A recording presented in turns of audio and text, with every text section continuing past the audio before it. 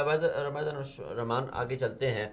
مودی نے جو ہے اروناچل پردیش کا دورہ کیا ہے اور چین کا ایک بڑا درینہ اور متنازع یہ کیس ہے، تو اس پہ چین نے کافی شور شرابہ کیا، غصہ کیا.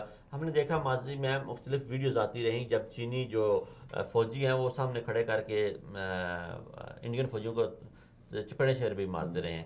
تو آپ کیا کہیں گے اس پہ کہ انڈیا کیا کردار ہے خطے میں؟ انڈیا اپنی حزمیت مٹانا چاہتا ہے. کشمیر میں بھی اس نے دورہ کیا اور یہ ابھی کشمیر کا ہی بیلٹ ہے اس پر وہ دورہ کر رہا ہے. متنازع علاقوں کا مودی دورہ کر کے کیا الیکشن میں کوئی فائدہ حاصل کرنا چاہتا ہے؟ ہیرو بننا چاہ رہا ہے؟ وہ دادا گیری جما رہا ہے؟ کیا کر رہا ہے؟ دیکھیں مودی کا مسئلہ یہ ہے کہ جیسے جو ریاستی الیکشن ہوئے تھے، ہم نے پہلے بھی کی دفعہ اس کے اوپر بات کی ہے کہ اس کے اندر اس کو منہ کی کھانا پڑی، اس کو پتہ چل گیا کہ میری اس وقت اوقات کیا ہے اور اگر آنے والے الیکشن میں میرا نتیجہ یا میرا انجام کیا ہونے والا ہے.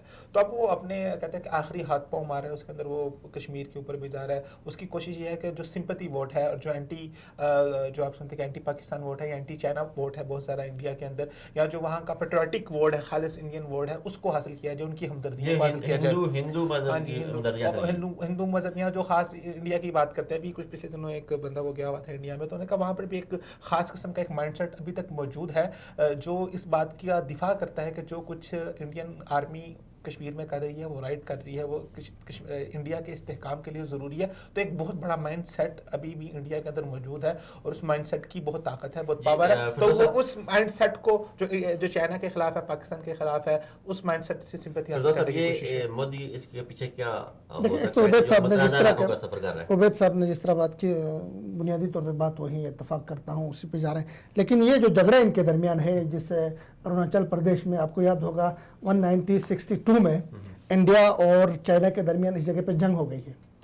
بنیادی طور پہ یہ ساری پٹی کو جو تبت کے ساتھ، تبت کا چائنا کہتا ہے یہ تبت کا علاقہ ہے، یہ ہمارا علاقہ ہے، اور ان کی شکلیں، ان کا بود و باش سارا چائنا سے ملتا ہے. تو بہت سارے پاکستانیوں کو نہیں پتا ہے کہ وہ پٹی ایسی ہے، وہاں پہ انڈیا کے خلاف ایک تحریک برپا ہو سکتی ہے.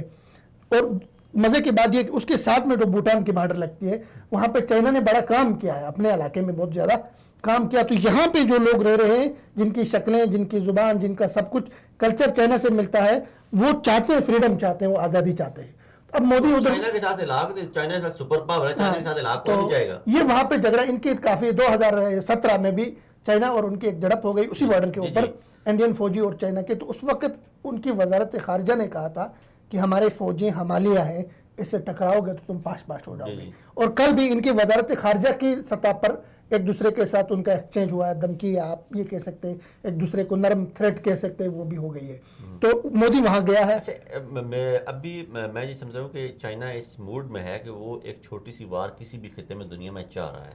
چائنا یہ چاہ رہا ہے کہ اپنی داغ بٹھانے کے لیے، اپنا آپ دکھانے کے لیے ایک چھوٹی سی وار وہ کسی خطے میں بھی، کسی جگہ بھی وہ چاہ رہا ہے. اب دیکھنا چاہیے کہ وہ امریکہ کے ساتھ ہوتی ہے جزائر پہ یا ادھر انڈیا کے ساتھ ہوتی ہے. پچھلے 6 مہینوں میں ٹاپک جو چائنا کے پاس ہیں یا چائنی فوج کے پاس ہارڈ ٹارگٹ جو ہیں وہ اس وقت یہی دو ہیں.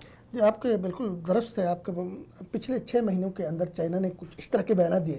ان کے جو وہ تھے وزیر اعظم نے، اس نے کہا کہ ہماری فوج کو جنگ کے لیے تیار رہنا پڑے گا. جی ہمارے ہاں وہ ایک گاؤں میں ہمارے ہاں ایک کہاوت ہوتی ہے یا کہتے ہیں کہ جب کوئی بندہ فوج سے پینشن آئے یا کسی بھی ادارے سے وہ جب پینشن آتا ہے، اس کے پاس بہت زیادہ پیسہ آتا ہے، تو وہ گاؤں والے باقی لوگ کہتے ہیں ذرا اس سے بچ کے رہنا، اب یہ کوئی بندہ مارے گا.